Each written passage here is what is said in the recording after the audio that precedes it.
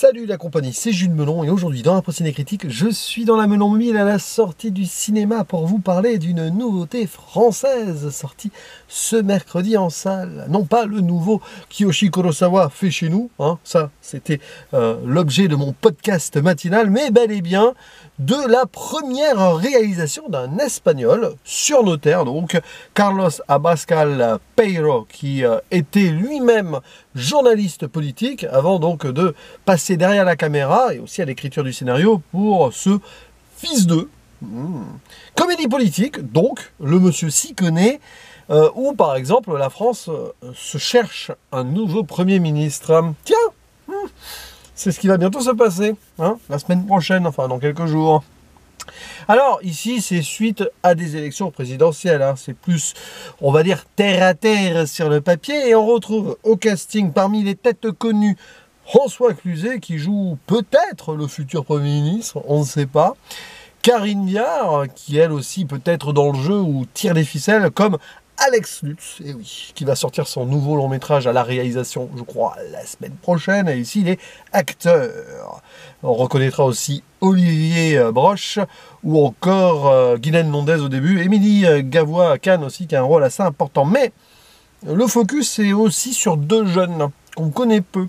Le rôle principal étant confié donc à Jean Chevalier, c'est lui le fils d'eux. Il a visiblement été formé dans la comédie française, donc quand même. Et on va citer Sausan Abbes, qui est sa petite amie et journaliste dans le film. Alors ça part un peu dans tous les sens, disons-le, c'est très rythmé. L'histoire est donc simple, j'ai plus ou moins déjà fait le synopsis en fait. Suite à des élections présidentielles dans notre France, hein, réelles, hein, parce que ça évoquera un moment dans le film François Hollande ou Macron ou Édouard Philippe, bon, un futur post-Macron peut-être. Bah oui, on attend, peut-être que ça se passe en 2027 après tout, hein, la nomination du nouveau Premier ministre, sauf que c'est pas forcément gagné. Et chacun a ses influences.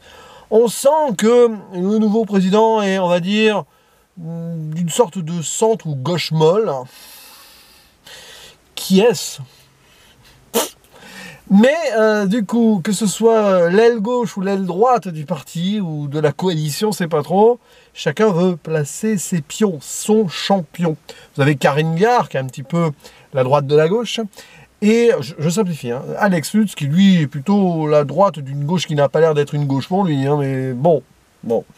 Et tout ceci va être indirectement lié, rivalité entre Alex Lutz et le personnage de François Cluzet dans le film, hein, à quelque chose qui s'est passé plus de 80 ans avant, 50 ans avant, je ne sais pas là, oui on va dire 50 ans, par rapport à une sorte de terrorisme d'extrême gauche, oui, parce que le personnage de François Cluzet est un ancien militant radical très à gauche. Il est moins à gauche maintenant, mais il est quand même très à gauche, peut-être pour les arcanes du parti. Et Alex Lutz, lui, on voit, il était déjà positionné à droite de famille, et il a une digestion difficile avec son kiwi. Bon, bref, tout ceci pas très important.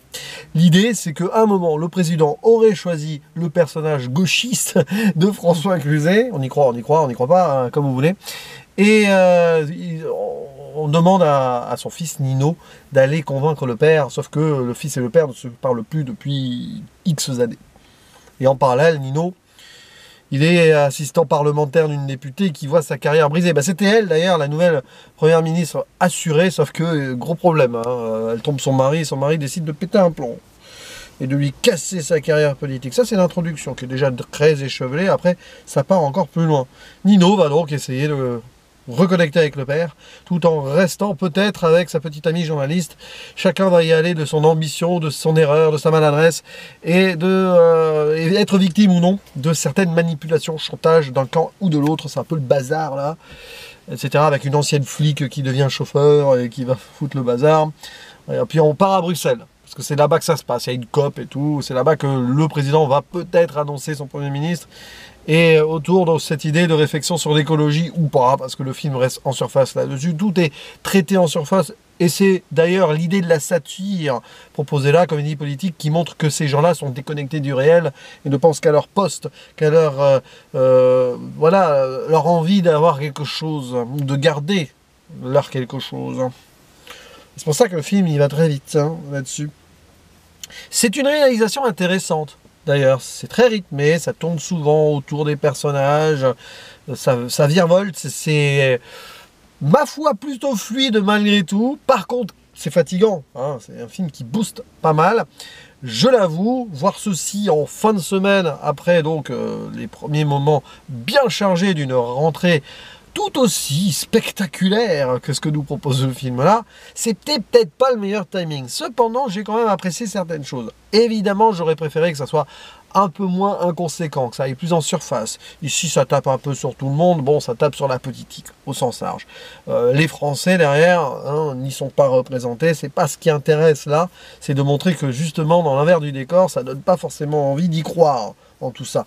À ce que nos politiciens fassent des choses pour le peuple. Bon, ok.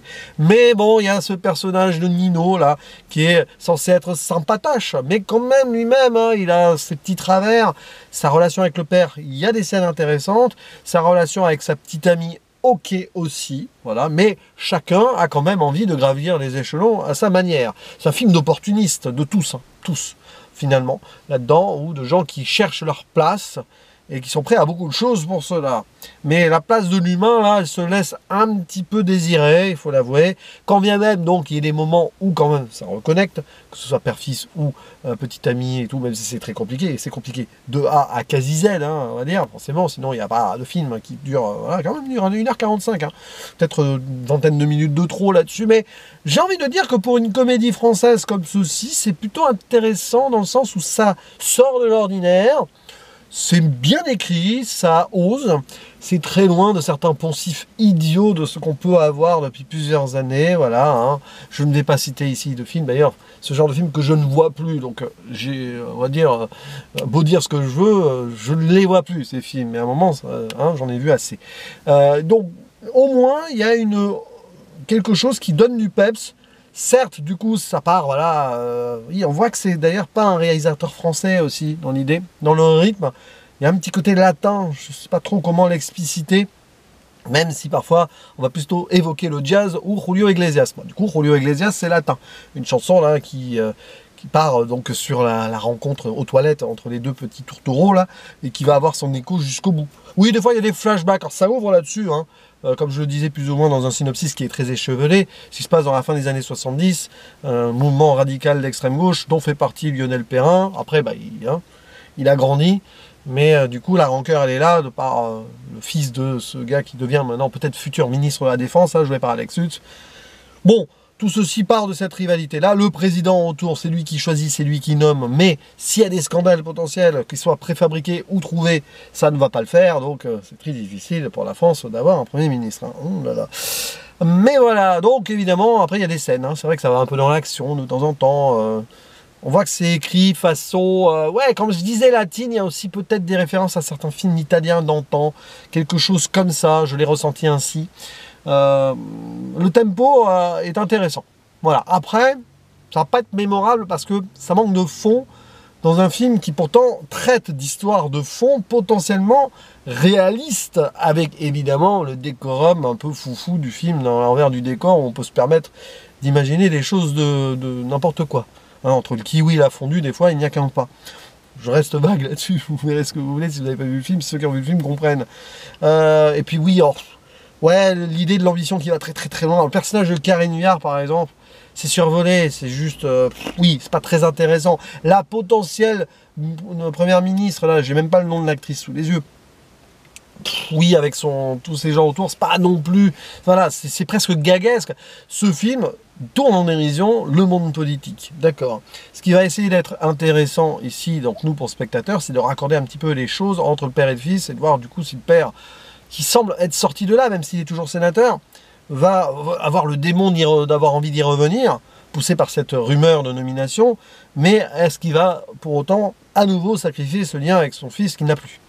Bon, je reste vague là-dessus, c'est plus ou moins bien traité ceci, mais c'est surtout voilà, que ça manque un petit peu d'impact autre que on va rigoler et grincer des dents autour de ce monde politique-là, qui est un petit peu pourri, hein. Donc ça fait un peu populiste, quoi, au final. Et vu ce qui risque de se passer là ces prochains jours, c'est une comédie politique à voir, qui peut, rien qu'avec le contexte politique, donc l'ambiance là en ce moment et donc du 8 septembre ou du 10 septembre, etc., qui peut avoir son public en salle. Alors, je dis ça, et moi j'étais tout seul hein, pour ma séance, voilà. Et pourtant, elle était en tête du box-office nouveauté de mercredi, hein, cette proposition de cinéma. Bon, après, je vous... on va dire, conseille peut-être autre chose en nouveauté, hein, notamment le nouveau Kiyoshi Kurosawa ou d'autres films que je n'ai pas pu voir, malheureusement, parce que pas bien distribués ou pas aux bons horaires me concernant. Mais en tout cas, Fils 2, c'est sympathique. Voilà, j'ai envie quand même de dire des choses correctes à ce sujet, parce que j'ai passé un moment qui vibre, quoi, voilà, on s'ennuie jamais, c'est juste un peu crevant et fatigant, et tu ressors de là avec un vague mal de tête quand tu es fatigué, c'est normal, mais au moins... c'est quelque chose qui va un petit peu être en dehors du paysage comédie française habituel. Ça fait du bien, ça fait plaisir, on va dire. Après, pour le reste, un niveau actrice et acteur, j'avoue, je retiens plus les deux jeunes. Voilà. Et Alex Lutz, parce qu'il est toujours impeccable. Voilà. François Cluzet, bah, il fait du François Cluzet. Hein, voilà. C'est pas le parrain de mon fils, ici, c'est juste mon fils. Et je veux être premier ministre, peut-être. Bon, ouais. Je caricature, évidemment, tout cela. À vous la parole, dites-moi en commentaire ce que vous pensez de ce film. Pensez-vous que François Bayrou verra ceci en salle avant de partir?